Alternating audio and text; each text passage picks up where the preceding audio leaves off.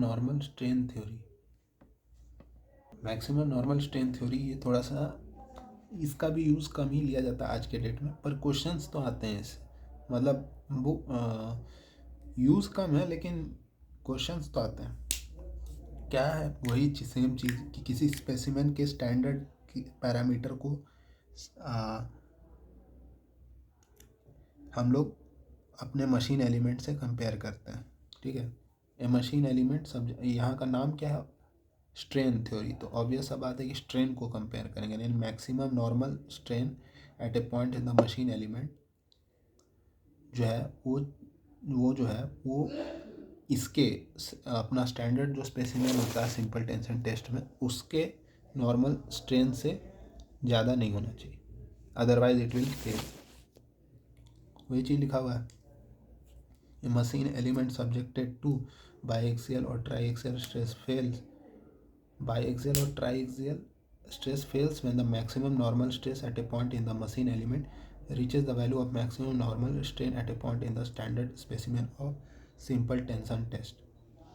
ठीक है, तो देखो एप्सिलॉन 1 निकालना हम लोग ने देख रखा है, एप्सिलॉन 2 भी देख रखा है। इन तीनों में से जो सबसे ज़्यादा मैक्सिमम होगा इसका वैल्यू जो है सिंपल टेंशन टेस्ट में, अगर ये डक्टाइल है, मान के चल रहे हैं डक्टाइल है, एस वाई टी, क्योंकि बार बार S Y T S Y T S Y T sorry S Y T S U T S Y T S U T ऐसे करके लिखना अच्छा नहीं लगता, मान के चल लेते हैं डक्टाइल है। अगर क्वेश्चन में ब्रिटल होगा तो एस यू टी ले लेना। तो एप्सिलॉन मैक्स इसमें क्या हो जाएगा, यूनी एक्सियल लोड है तो S Y T stress by elasticity constant. ठीक है, अब फेलियर को अवॉइड करने के लिए epsilon max should be less than S Y T by ई।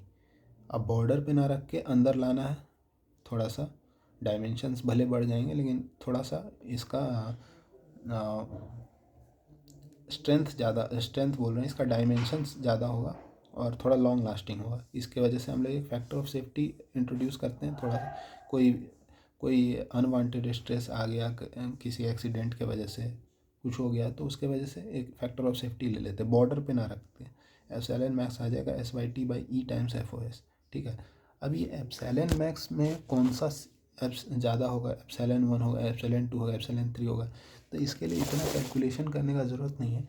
जो सिग्मा 1 सिग्मा 2 सिग्मा 3 में जो सबसे ज़्यादा है वही रिज़ल्ट हमको स्ट्रेन में भी देखने को मिलेगा। मतलब जो अगर सिग्मा 1 सबसे ज़्यादा है तो एप्सिलॉन 1 सबसे ज़्यादा होगा। ठीक है, तो ये है मैक्सिमम नॉर्मल स्ट्रेन थ्योरी, और इसका नाम दूसरा नाम कौन दिया था इसे, सेंट वेनेंट्स थ्योरी। ठीक है, देखो अब हम लोग इसका ग्राफिकल रिप्रेजेंटेशन देखते हैं। ठीक है, तो सिग्मा 3 को ज़ीरो ले लेंगे, सिग्मा 3 को ज़ीरो ले लेंगे। ठीक है, जैसा कि हर बार करते हैं।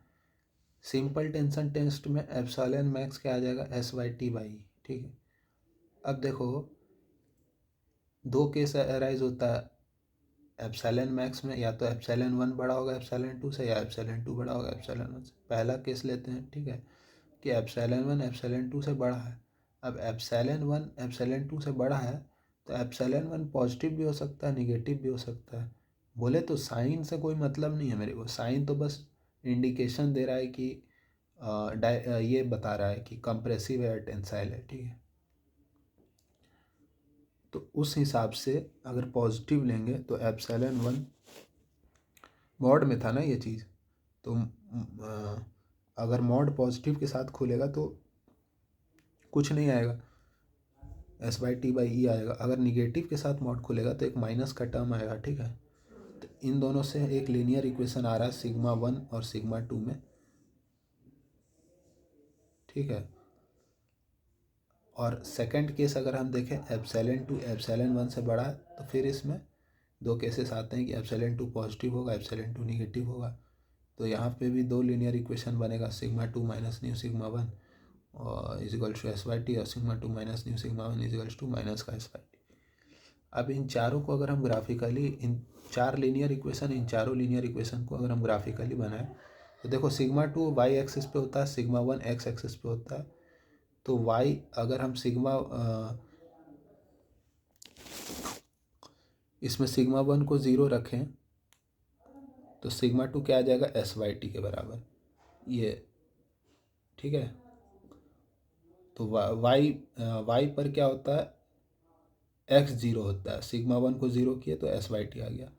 अच्छा, इसका बात कर रहे हैं पहले, यहाँ पे सिग्मा वन को ज़ीरो करेंगे सिग्मा टू आ जाएगा। एक मिनट,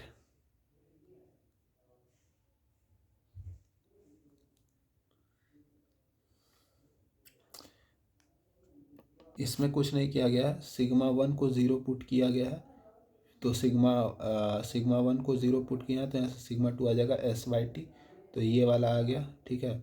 अगर हम सिग्मा टू को ज़ीरो पुट करेंगे तो एक्स पे हमको मिल जाएगा, कहाँ इंटरसेक्ट करेगा, तो माइनस का S by T by new, ये एक लाइन आ गया। दूसरा लाइन यहाँ से मिल जाएगा, ये दोनों लाइन मिल गया हमको। फिर इस दोनों लाइन में देखो, एक बार सिग्मा टू को ज़ीरो पुट करेंगे, एक बार सिग्मा वन को ज़ीरो पुट करेंगे, तो ओवरऑल ये मेरा रीजन ऑफ सेफ्टी आ रहा है, ठीक है।